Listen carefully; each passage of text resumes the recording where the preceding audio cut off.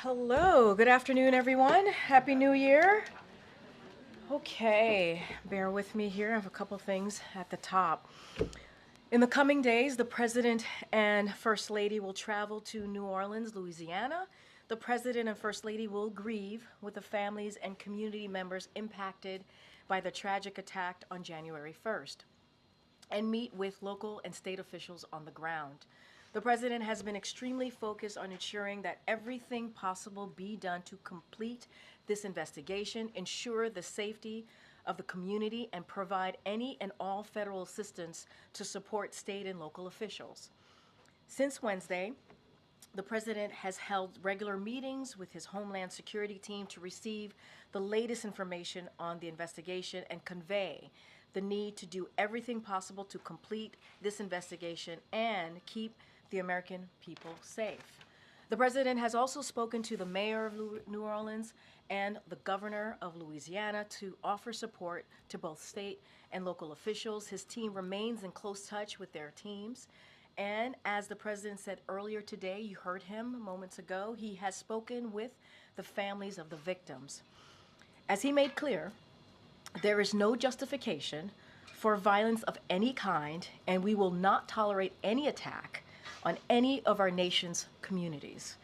The president continues to receive regular updates on both the investigation into the terrorist attack in New Orleans and the truck explosion in Las Vegas. Both cases remain active investigations, and I will refer you to the law enforcement to speak further about them. Next, as you all know, steel and steel workers who produce it are the backbone of our economy and national security, powering our autos, our infrastructure, our defense. Without domestic steel production and domestic steel workers, our nation is less strong and less secure. CFIUS evaluation determined this acquisition would place one of America's largest steel producers under foreign control and create a risk for our national security and our critical supply chains. And CFIUS referred the matter to the president for his decision. So, the president took action to block the deal to U.S. Steel U.S. Steel remains a proud American company, American owned, American operated, by American union steelworkers and the best in the world. The domestic steel industry is the strongest it has been in years because of the president's actions to level the playing field for American steel and American steel workers. And the United States remains an open economy with record foreign direct investments under President Biden's leadership. As foreign competitors like China distort global steel markets through unfair trade practices, such as dumping and overproduction, it is critical that we have a strong domestic steel industry that protects our national security and our supply chains. Today, the president demonstrated once again that he will always act to protect the security of this nation as well as the resilience of our supply. And with that, you have the first question. Fatima. Today, the president said he spoke with the families of the victims of the New Orleans attack. What did he tell them? Look, I'm not going to get into private conversation that the president has had with families. We don't do that. We'll certainly, if the families chooses to speak about their conversation with the president, obviously they have the right to do that. Our hearts certainly go out to the families who lost their loved ones on a day that should have been a celebrated day to such an act of violence. Obviously, this is something that we will continue to condone, but as I stated at the top, the President and the First Lady are going to New Orleans in the upcoming days, and they're going to grieve with the family. And sadly, that is something that you have seen them do many times over the last 4 years. When an awful event happens, they are there. They want to be there, especially at this magnitude. They want to be there and be with the family and mourn with the family. And so, again, was certainly an awful event that happened on the day that we should have all been celebrating an incoming new year. And so our hearts go out to the families and also to the communities who are dealing with the aftermath of this tragedy. Thanks, Karine. How does the attack in New Orleans and the explosion in Las Vegas increase concerns in the administration about security surrounding certification of the vote, the Carter funeral next week here in Washington, the inauguration, and then even looking ahead to the Super Bowl next month in New Orleans? So, look, all of the events that you just laid out is certainly a high priority for this administration. The Department of Homeland Security and federal law enforcement have well-established safety and security protocols in place, especially as we speak to the inauguration, obviously. And so they have been preparing for months to ensure that the security of these events and the safety of those attending them. So again, this is something that we've worked through for months now. And so we are working tirelessly every single day to ensure the safety and security of the inauguration, the safety and security of major events that you just laid out.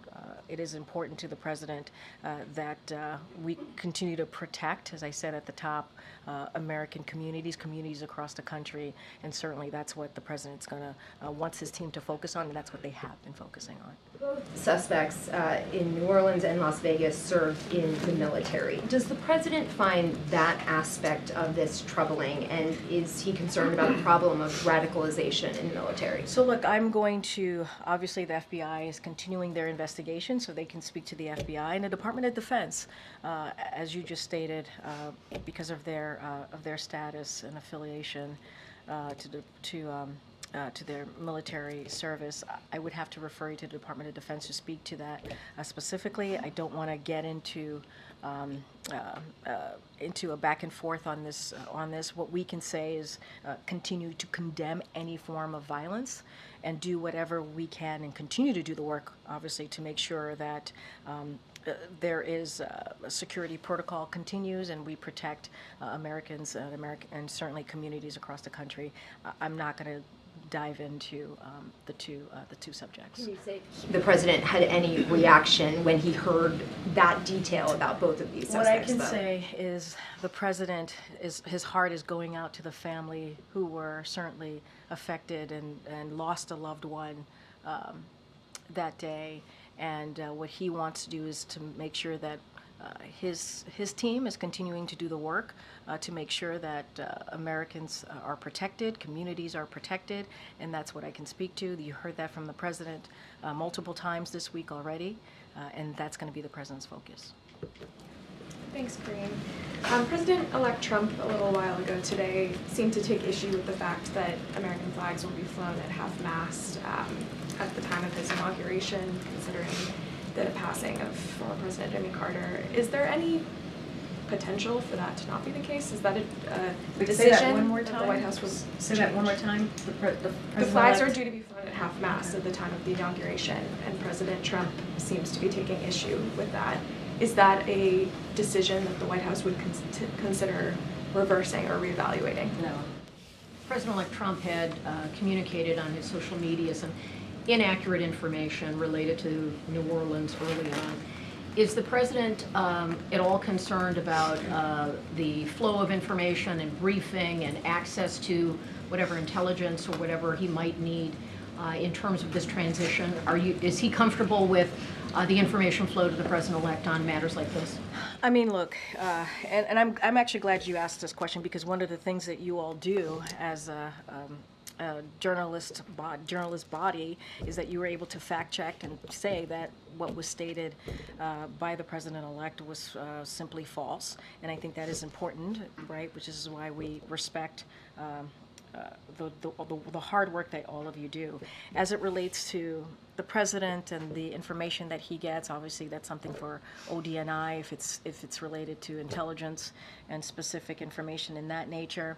I'm not going to speculate beyond that, and I'm just going to leave it there.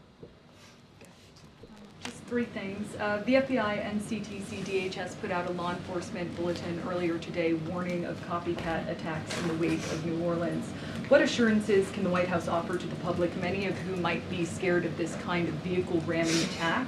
And to build on the earlier question, beyond just radicalization, Is there a wider concern about the mental health implications connected to service members given the similarities? Yeah, so as it relates to the second part of your question, I'm going to have to refer you to the Department of Defense. They can speak to that. I'm not going to litigate that from here. Look, when it comes to, and you're right, the bulletin was put out, and what I can say is DHS and law enforcement remain vigilant to any potential copycat, and so they're going to consistently, DHS and law enforcement are going to consistently evaluate threats and going to share the latest information to disrupt any potential copycats, potential threats. And so that is their commitment. That's what they're working hard to do, and so they're going to be vigilant, continue to be vigilant on that aspect.